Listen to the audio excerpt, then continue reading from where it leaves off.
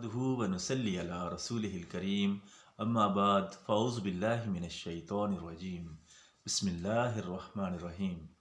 Islamic heroes के नाज़रीन, अस्सलामु अलैकुम व रहमतुल्लाहि व बरकातुहू। दर्स हदीस का सिलसिला जारी है। आज हम मुक़द्दमा सही मुस्लिम बाब नंबर 4 हदीस नंबर 56 ता 75 आपकी खिदमत में पेश करेंगे। ये कुल 20 अहादीस बनती हैं। आइए बिस्मिल्लाह करते हैं। बिस्मिल्लाहिर्रहमानिर्रहीम। हदीस नंबर 56। जाबर जुफ़ी कहता है कि मेरे पास नबी अकरम सल्लल्लाहु अलैहि वसल्लम की 50,000 अहादीस मौजूद हैं। हदीस नंबर 57। सुफियान कहते हैं, एक मर्तबा मैंने एक शख्स को जाबिर से कुरान की इस आयत की तफसीर दरियाफ्त करते हुए सुना। मैं उस वक्त यहाँ से नहीं जाऊँगा जब तक मेरे वालिद मुझे इजाज़त न दें, या अल्लाह ताला मेरे बारे में कोई फ़ैसला न कर दे और वो सबसे बेहतर फ़ैसला करने वाला है। तो जाबिर ने जवाब दिया, इस आयत की तफसीर अभी तक नहीं आई। सुफियान कहते हैं, जाबिर ने यह झूठ बोला था। रावी कहते हैं, हमने दरियाफ्त किया इस बात से उसका क्या मकसद था। तो सुफियान ने कहा, बाज़ शियों का ये अकीदा है कि हज़रत अली रज़ी अल्लाह अन्हो बादलों में मौजूद हैं और हम उनकी औलाद में से किसी भी इमाम का उस वक्त तक साथ नहीं देंगे जब तक आसमान से कोई मनादी निदा नहीं आएगी। यानी हज़रत अली रज़ी अल्लाह अन्हो ये निदा नहीं देंगे कि फ़लाँ इमाम के साथ निकल खड़े हो। जाबिर ये कहता है, कुरान की मज़कूरा आयत की तफसीर यही है। हालांकि वो झूठ बोलता था क्योंकि ये हज़रत यूसुफ़ अलैहिस्सलाम के भाइयों के बारे में है। हदीस नंबर 58। सुफियान कहते हैं, मैंने जाबिर से 30,000 ऐसी रवायात सुनी हैं जिसमें से किसी एक को भी आगे बयान करना मैं अपने लिए जायज़ नहीं समझता, अगरचे मुझे इतने यानी मालो दौलत की पेशकश की जाए। सुफियान कहते हैं, मैंने अबू गुस्सान मोहम्मद बिन अम्र राजी को ये बयान करते हुए सुना है। मैंने जरीर बिन अब्दुल हमीद से पूछा, आपने हारिस बिन हुसैरा से मुलाकात की है? उन्होंने जवाब दिया, हाँ, वो बूढ़ा आदमी है, अक्सर खामोश रहता है, लेकिन हर बड़ी छोटी रवायत पर इसरार करता है कि वो सच है। हदीस नंबर 59। हम्माद कहते हैं, एक मर्तबा अय्यूब ने एक रावी के बारे में कहा कि वह ज़ुबान का ठीक नहीं है, यानी झूठ बोलता है, और एक और रावी के बारे में कहा वो हदीस लिखते हुए अल्फाज का इजाफा कर देता है। हदीस नंबर 60। अय्यूब कहते हैं, मेरा एक पड़ोसी है। फिर अय्यूब ने उसकी कुछ खूबियों का जिक्र किया और फिर बोले, अगर वो 2 खजूरों के बारे में भी गवाही दे तो मैं इसकी गवाही को दुरुस्त नहीं समझूंगा। हदीस नंबर 61। मुअम्मर कहते हैं, अय्यूब ने अब्दुल करीम यानी अबू उमैया के अलावा और किसी की गायबाना बुराई नहीं की। उसका जिक्र करते हुए उन्होंने कहा था, अल्लाह उस पर रहम करे, वो काबिल एतमाद नहीं था। उसने मुझसे अक्रमा की एक रवायत के बारे में पूछा था और फिर ये कहकर उस रवायत को आगे बयान करने लगा कि मैंने ये अक्रमा से सुनी है। हदीस नंबर 62। हमाम कहते हैं, अबू दाऊद अल-अमा मेरे पास आया और कहने लगा, हज़रत बरा रज़ी अल्लाह अन्हु ने मुझे ये हदीस सुनाई थी और हज़रत ज़ैद बिन अरकम रज़ी अल्लाह अन्हु ने मुझे ये हदीस सुनाई थी। बाद में उसने इस बात का तज़किरा कतादा से किया तो वो बोले, उसने झूठ कहा, उसने इन हजरात से कोई हदीस नहीं सुनी है। ताऊन जारिफ के ज़माने में ये लोगों से भीख मांगा करता था। हदीस नंबर 63। हम्माम कहते हैं, एक मर्तबा अबू दाऊद आमा कतादा के पास आया جب وہ چلا گیا تو بعض لوگوں نے کہا یہ اس بات کا دعوے دار ہے کہ اس نے 18 بدری صحابہ کے ساتھ ملاقات کی ہے۔ تو قتادہ نے کہا جارف کے تعاون سے پہلے یہ بھیک مانگا کرتا تھا اور اس کا علم حدیث کے ساتھ کوئی واسطہ نہیں تھا۔ اللہ کی قسم حسن بصری نے بھی ہمیں کوئی ایسی حدیث نہیں سنائی جو انہوں نے کسی بدری صحابی سے سنی ہو، براہ راست سنی ہو، اور سعید بن مسیب نے بھی ہمیں کوئی ایسی حدیث نہیں سنائی جو انہوں نے براہ راست کسی بدری صحابی سے سنی ہو۔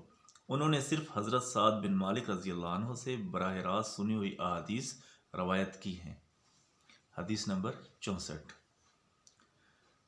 رقبہ کہتے ہیں ابو جعفر ہاشمی مدنی بعض سچی باتوں کو احادیث قرار دے دیتے تھے، حالانکہ وہ احادیث نہیں ہوتی تھیں، لیکن وہ انہیں نبی اکرم صلی اللہ علیہ وآلہ وسلم کی احادیث کے طور پر روایت کرتے تھے۔ حدیث نمبر 65۔ یونس کہتے ہیں عمر بن عبید احادیث روایت کرتے ہوئے جھوٹ بولا کرتا تھا۔ حدیث نمبر 66۔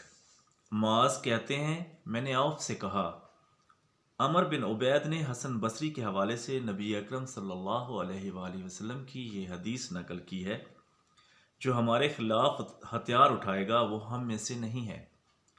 تو عوف بولے اللہ کی قسم عمر نے جھوٹ کہا ہے، اس کا مقصد یہ ہے وہ اس کے ذریعے اپنے باطل نظریات کو عام کرے۔ حدیث نمبر 67۔ حماد کہتے ہیں ایک شخص باقاعدگی سے ایوب کی خدمت میں حاضر ہوتا تھا اور ان سے احادیث سنتا تھا۔ ایک مرتبہ ایوب نے اس کو غیر موجود پایا تو لوگوں نے بتایا کہ وہ عمر بن عبید کے پاس جانے لگا ہے۔ حماد کہتے ہیں ایک دن میں ایوب کے ساتھ صبح کے وقت بازار کی طرف جا رہا تھا کہ سامنے سے وہ شخص آ رہا تھا۔ ایوب نے اسے سلام کیا اور حال احوال پوچھا۔ پھر ایوب نے اس سے کہا مجھے پتہ چلا ہے تم اس شخص عمر بن عبید کے پاس جانے لگے ہو۔ اس نے جواب دیا ابو بکر جی ہاں، کیونکہ وہ ہمیں نادر روایات سناتا ہے۔ تو ایوب نے اس سے کہا ہم ایسی نادر روایات سے دور بھاگتے ہیں۔ حدیث نمبر 68۔ حماد کہتے ہیں ایوب سے کہا گیا عمر بن عبید نے حسن بصری کا یہ قول نقل کیا ہے نبیذ پی کر مدہوش ہو جانے والے شخص کو کوڑے نہیں مارے جائیں گے۔ تو ایوب نے کہا اس نے جھوٹ بولا ہے، میں نے حسن بصری کو یہ کہتے ہوئے سنا ہے نبیذ پینے کی وجہ سے مدہوش ہونے والے شخص کو کوڑے لگائے جائیں گے۔ حدیث نمبر 69۔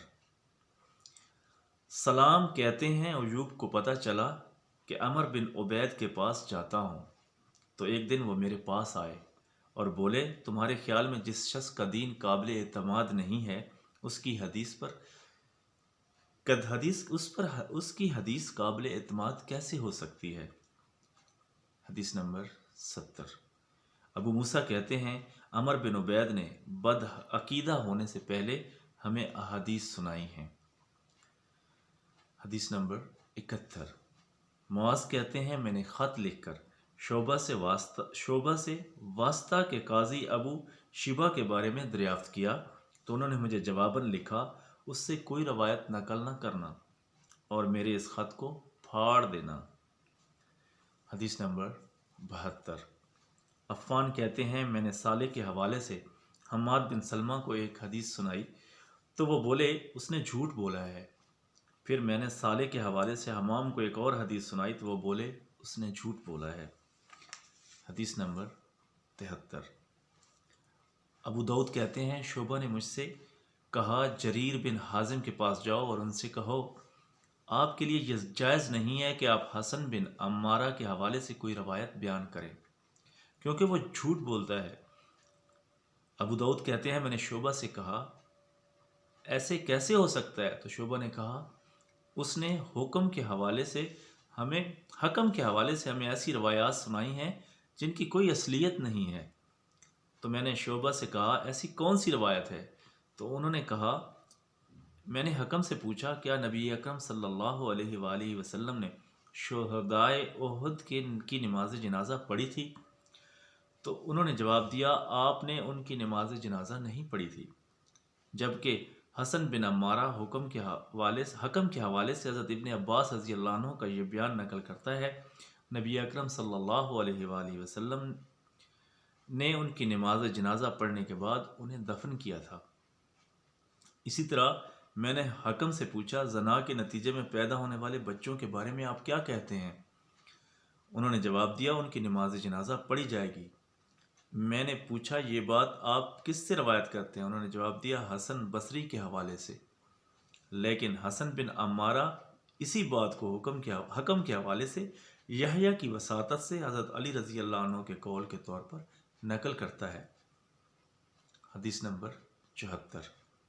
یزید بن ہارون کہتے ہیں میں نے یہ قسم اٹھائی ہے کہ زیاد بن میمون اور خالد بن مہدوج سے کوئی روایت نقل نہیں کروں گا، کیونکہ ایک مرتبہ میں زیاد بن میمون سے ملا اور ان سے ایک حدیث کے بارے میں دریافت کیا تو انہوں نے وہ حدیث بکر المزنی کے حوالے سے بیان کی۔ پھر جب میں نے دوبارہ ان سے یہی سوال کیا تو انہوں نے مورک کے حوالے سے بیان کی۔ پھر جب میں نے تیسری مرتبہ ان سے پوچھا تو انہوں نے حضرت حسن بصری کے حوالے سے بیان کی۔ راوی کہتے ہیں یزید بن ہارون ان دونوں زیاد اور خالد کو جھوٹا قرار دیتے تھے۔ حلوانی کہتے ہیں عبد الصمد کے سامنے میں نے زیاد بن محمود کا ذکر کیا تو انہوں نے بھی اسے جھوٹا قرار دیا۔ اس سلسلے کی آخری حدیث، آج کے درس کی آخری حدیث، یہ باب نمبر 4 بہت لمبا ہے، انشاءاللہ ہم اسے اگلے سٹیپ میں کور کرنے کی کوشش کریں گے۔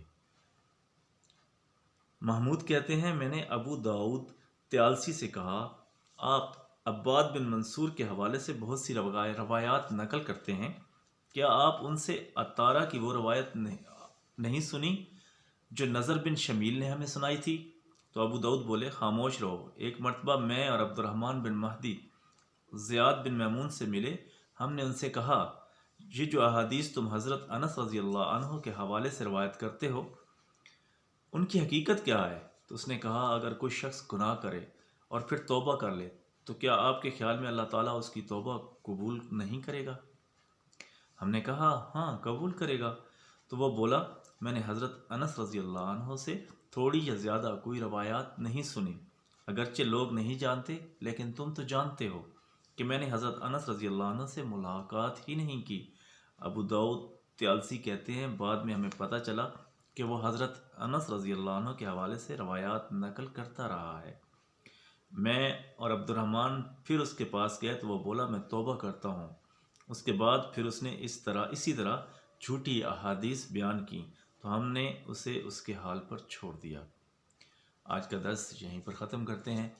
دوستو، امام مسلم رحمہ اللہ ہمیں اس طریقے سے کذاب راویوں کے بارے میں آگاہ کرنا چاہتے ہیں، تو ان احادیث کو جب آپ بار بار سنیں گے تو انشاءاللہ آپ ان کے مطمع نظر کو سمجھ جائیں گے اور حدیث کو پرکھنے اور اس پر عمل کرنے کے طریقے کو بھی بہتر طریقے سے جان جائیں گے۔ اس درس کو، اس ویڈیو کو خود بھی دیکھیں اور فیملی کو اور دوستوں میں بھی شیئر کریں۔ اللہ پاک اس کو ہمارے لیے صدقہ جاریہ بنائیں اور ہمارے علم میں اور عمل میں اضافہ فرمائیں۔ جزاک اللہ خیرہ و احسن الجزا۔